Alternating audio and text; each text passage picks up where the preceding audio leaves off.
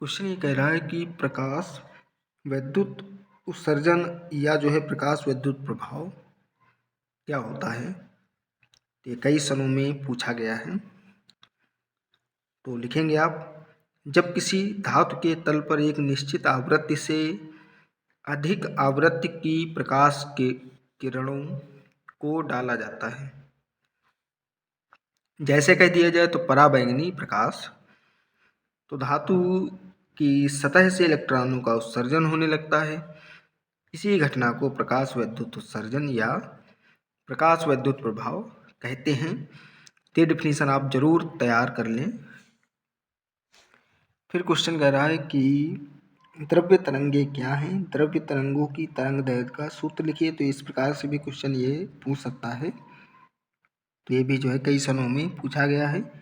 तो द्रव्य तरंगे गतिमान द्रव्य कण से संबद्ध तरंगे द्रव्य तरंगे या दे ब्रॉगली तरंगे जो है कहलाती हैं। इनकी तरंग दैर्घ्य का सूत्र लैम्डा बराबर h/mv है, जहाँ m कण का द्रव्यमान व v कण का वेग है। और इन तरंगों का प्रायोगिक सत्यापन जो है डेविसन तथा जर्मर के प्रयोग से करते हैं। ये जरूर तैयार कर लें क्वेश्चन। एक ये क्वेश्चन दिया हुआ है, किसी पृष्ठ के लिए कार्यफलन की परिभाषा दीजिए। तो कार्यफलन क्या होता है देखिए, आपतित प्रकाश के एक फोटान की वह न्यूनतम ऊर्जा जो किसी धातु से प्रकाश इलेक्ट्रॉन उत्सर्जित करने के लिए आवश्यक होती है, उस धातु का कार्यफलन कहलाती है। इसे जो है W से प्रदर्शित करते हैं। इसका मान जो है भिन्न भिन्न धातुओं के लिए भिन्न भिन्न होता है। फिर नीचे क्वेश्चन कह रहा है कि प्रयुक्त संकेतों को समझाते हुए आइंस्टीन का प्रकाश विद्युत समीकरण लिखिए। ये है प्रकाश विद्युत समीकरण। एक है द्रव्यमान ऊर्जा समीकरण। तो ये होती है 1/2 mv² जो मैक्सिमम है बराबर h, अब ये न्यू माइनस न्यू 0। तो जहाँ जो है v मैक्सिमम उत्सर्जित प्रकाश इलेक्ट्रॉनों का अधिकतम वेग, h न्यू आवेशित फोटान की ऊर्जा और h जो है प्लांक नियतांक तथा न्यू 0 धातु की देहली आवृत्ति है। ये क्वेश्चन दिख रहा है कि प्रकाश विद्युत उत्सर्जन में देहली आवृत्ति की क्या महत्ता है। तो देहली आवृत्ति की महत्ता क्या है देखिए, देहली आवृत्ति से कम आवृत्ति के प्रकाश से धातु से प्रकाश इलेक्ट्रॉन का उत्सर्जन नहीं होगा। आवृत्ति के प्रकाश से धातु से जो है प्रकाश इलेक्ट्रॉनों का उत्सर्जन नहीं होगा, चाहे प्रकाश की तीव्रता कितनी भी अधिक क्यों ना हो। ठीक ऊपर है प्रकाश विद्युत उत्सर्जन में देहली आवृत्ति से क्या तात्पर्य है।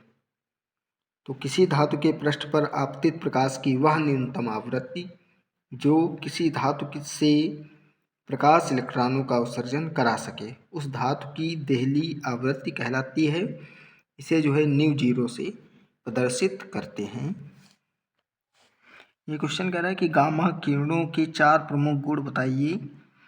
गामा तथा पराबैंगनी किरणों में से तरंग दैर्घ्य किसकी अधिक होती है। तो पहला पॉइंट हो जाएगा, ये किरणें आवेश रहित होती हैं। दूसरा हो जाएगा, ये किरणें फोटोग्राफिक प्लेट को रासायनिक प्रभाव द्वारा काला कर देती हैं। तीसरा पॉइंट, इन किरणों की भेदन क्षमता उच्च होती है। चौथा हो जाएगा, ये किरणें प्रतिदीप्त तथा स्फुरदीप्त होती हैं। नीचे है, गामा तथा पराबैंगनी किरणों में से पराबैंगनी किरणों की तरंग दैर्घ्य अधिक होती है। तो ये याद कर लीजिए। ये क्वेश्चन कह रहा है कि विद्युत चुंबकीय स्पेक्ट्रम में सबसे अधिक तथा सबसे कम तरंग दैर्घ्य की तरंगों के नाम बताइए। तो सबसे अधिक तरंग दैर्घ्य की तरंगें रेडियो तरंगे तथा सबसे कम तरंग दैर्घ्य की तरंगें गामा किरणें हैं। फिर क्वेश्चन है, विद्युत चुंबकीय तरंगों के स्पेक्ट्रमों को आवृत्ति के बढ़ते हुए क्रम में लिखिए। तो रेडियो तरंगे, फिर है माइक्रो तरंगे, फिर है अवरक्त तरंगे, फिर दृश्य प्रकाश, फिर है पराबैंगनी तरंगे, लास्ट में है एक्स किरणें तथा गामा किरणें। फिर क्वेश्चन है कि पराबैंगनी किरणों के किन्हीं 2 उपयोगों को लिखिए। तो पहला हो जाएगा नकली दस्तावेजों का पता लगाने में, और दूसरा हो जाएगा भोजन के संरक्षण में। तो ये जो है 2 उपयोग हो जाएंगे।